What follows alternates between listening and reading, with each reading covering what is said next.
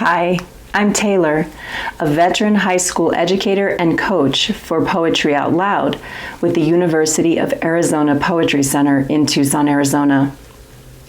There are many reasons why you might participate in Poetry Out Loud. Hopefully it's because you enjoy poetry and it's fun to share your love of it with others. But of course, there's also a potential outcome of winning, and we can't overlook the fact that this is indeed a competition. So, this video is intended to help you develop extraordinary performances by going to the root, how to pick your poems.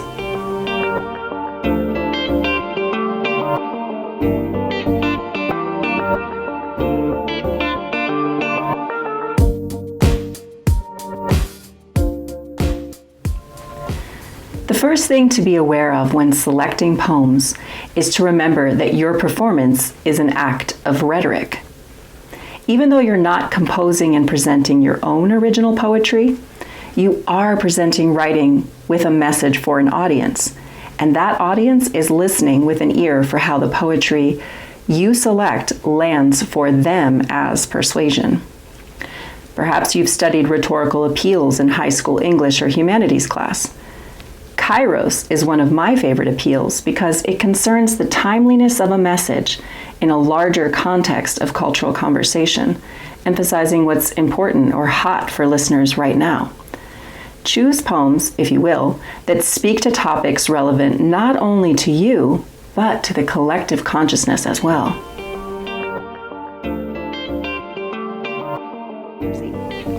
What personal experiences make you a credible, trustworthy mouthpiece for the emotions and awareness shared in the poem?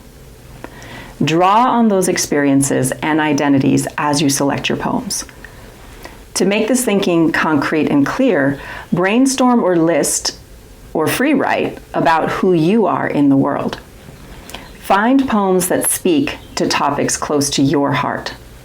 This meaning-making between the core of your experience and the core of the poem is where the juice of your performance will flow. Essentially, what's happening in each successful Poetry Out Loud performance is a synthesis between you, the performer, and the poem or poet you're presenting. There's a natural fusion of backgrounds that happens when another person's words come out of your mouth. There has to be an interesting, believable match between those two speakers. You, the performer voicing the poem, and the speaker within the piece as written by the poet. Sometimes the match can happen because the performer speaking the poem aloud might have very similar life experiences, identity characteristics, or heritage as the author and/or their constructed speaker. For instance, this match might occur when a Black student chooses a poem written by a Black writer talking about their experience.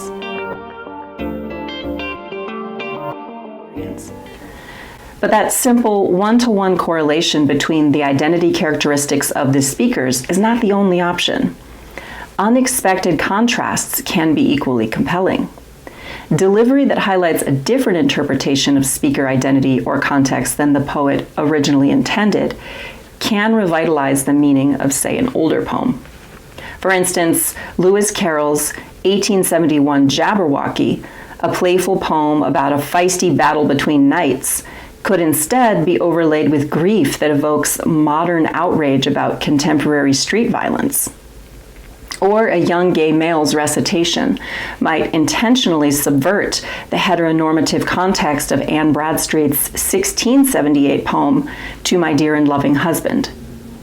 The kismet that emerges from these unique syntheses brings powerful and intriguing energy to a performance. Getting creative with older poems is essential, as it is required that students choose at least one pre-19th century selection to add to their mix.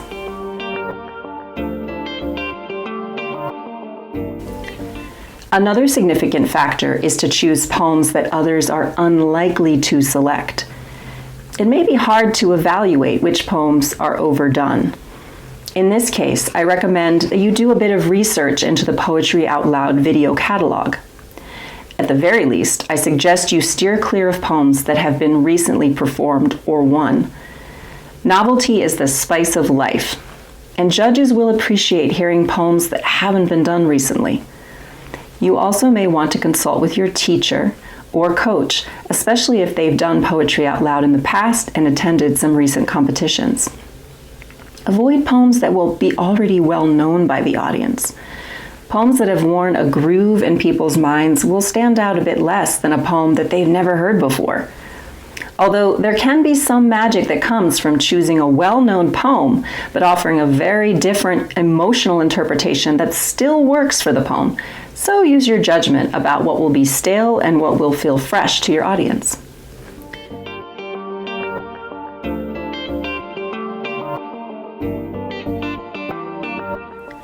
In the process of selecting your poems, you'll want to focus first and foremost on developing a relationship with each poem that feels intimate and special to you. But among your selections as a group, there's inevitably going to arise a flavor of how the pieces interact with each other. So you may want to think of your performance as different facets of a similar question or theme. Maybe you're interested in poetry that speaks to the experience of women. Or maybe you want to do a variety of war poems, but with different messages. Be creative with how you cultivate a blend of both consistency and variety in your material. Secondly, consider if your selections were a Spotify playlist, would they all be the same tone and tempo, or would they expose some variety in the emotional quality and even rhythm of pacing of experiences shared? My recommendation is to find some variety of texture amongst your pieces so you can showcase to your judge that you have range or a fluid capacity to express multiple types of emotional experiences.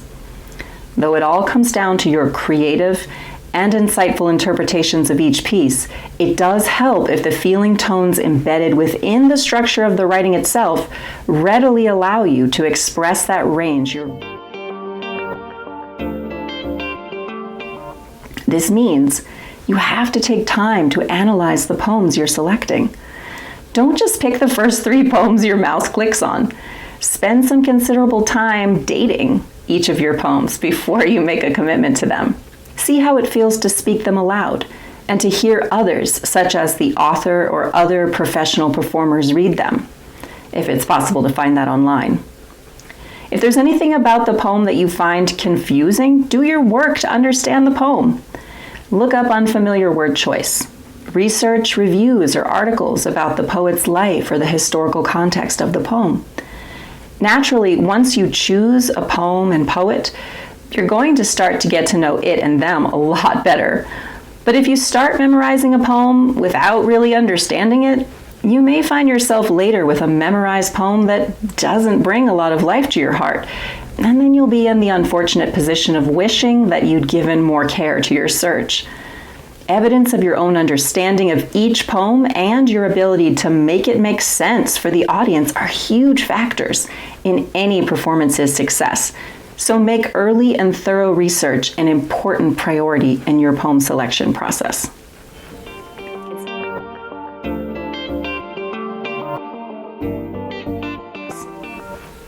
It's tempting as well to think about the physical features of poems, such as the number of lines, stanzas, and overall length as crucial. But the length of a poem doesn't contribute to its likelihood of winning. In fact, the Arizona State winner in 2023 recited one of the shortest poems among her competitors. It was the impact of her delivery of the short poem that contributed to her success. But you will want to make sure at least one of your poems is fewer than 25 lines to meet the competition requirements. Beyond that, the length of the poems you choose may be a competitive factor for you. You'll want to strike a balance of sizes and choose poems with lengths that feel manageable to learn. Ultimately, the length of the poems can be a key dimension of building a set that works well for your personal limitations and strengths.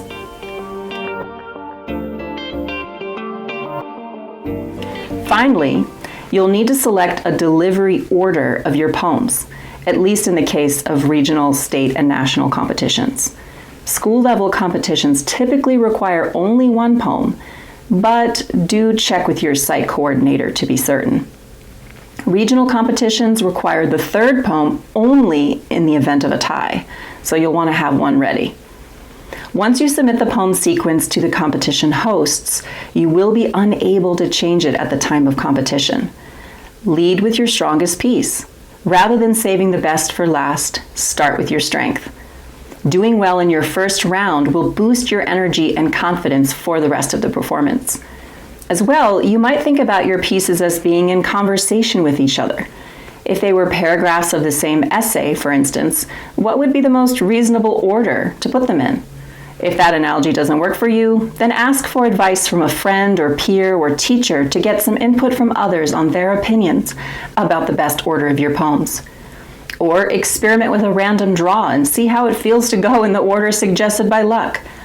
And then if one piece does feel out of place in that sequence, you'll know it intuitively and you can rearrange the order from there. Either way, you're going to want to practice each poem enough so that each one is as equally strong as the next.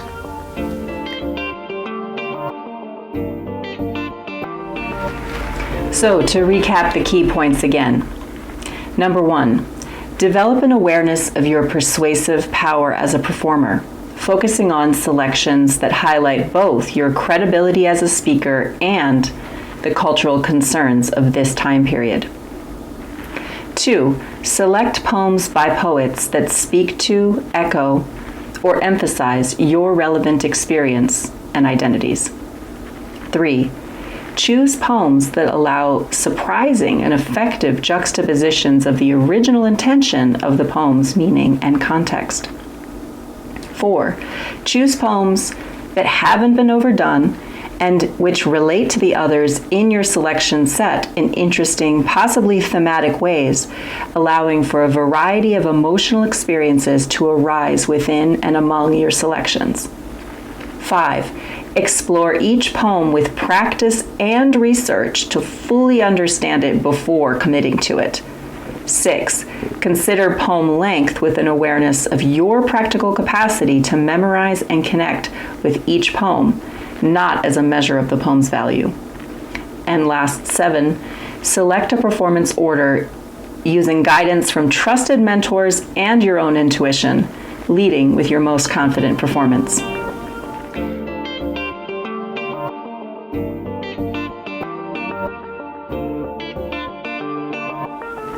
Ultimately, the goal of Poetry Out Loud is to have fun in a competitive environment, so hopefully this video has provided you with the tools to prepare effective performances that will be more likely to get you to those high-stakes regional, state, and national stages, while emphasizing a meaningful and revelatory experience and exploration of your personal connection to your chosen poems.